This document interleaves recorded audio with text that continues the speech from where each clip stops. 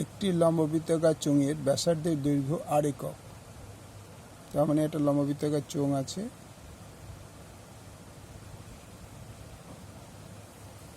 এর ব্যাসার্ধ আর একক, ঠিক আছে, এবং উচ্চতা 2 আর একক, এই হাইটটা 2 আর একক।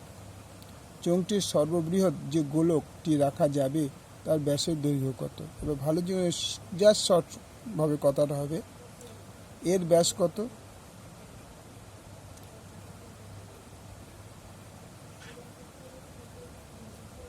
হ্যাঁ, ঠিক আছে, চোঙের ব্যাসার্ধ ইকুয়াল টু আর একক, সুতরাং ব্যাস ইকুয়াল টু 2 আর একক। এবার একটা জিনিস বুঝবে, বলছে চোঙটির মধ্যে, এটার মধ্যে একটা গোল বল, যেরকম গোলক বলে, এটা বসাবে। বলছে সর্ববৃহৎ যে গোলকটি রাখা যাবে তার ব্যাসের দৈর্ঘ্য কত? এটা নর্মাল কথা, এইটা ব্যাস হচ্ছে 2 আর, তাহলে ম্যাক্সিমাম ওর ডায়ামিটারটা, গোলকের ডায়ামিটারটা 2 আরই হতে হবে। সেই জন্যে এর ব্যাসটা হচ্ছে, এখানে লিখতে হবে, সুতরাং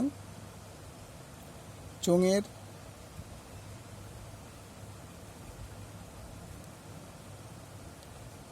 ব্যাস 2 আর ইকুয়াল টু গোলকের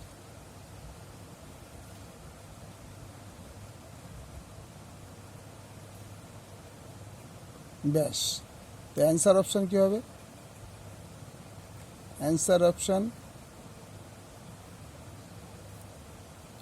চোঙের ব্যাস যদি 2 আর হয় তাহলে গোলকের ব্যাসও 2 আর, কারণ ওই চোঙের যে মুখটা থাকবে তার পরিধিটা যা থাকবে, গোলকের পরিধিটা তাই থাকবে, তাই ওর মধ্যে মোটামুটি বসানো যাবে গোলকটাকে।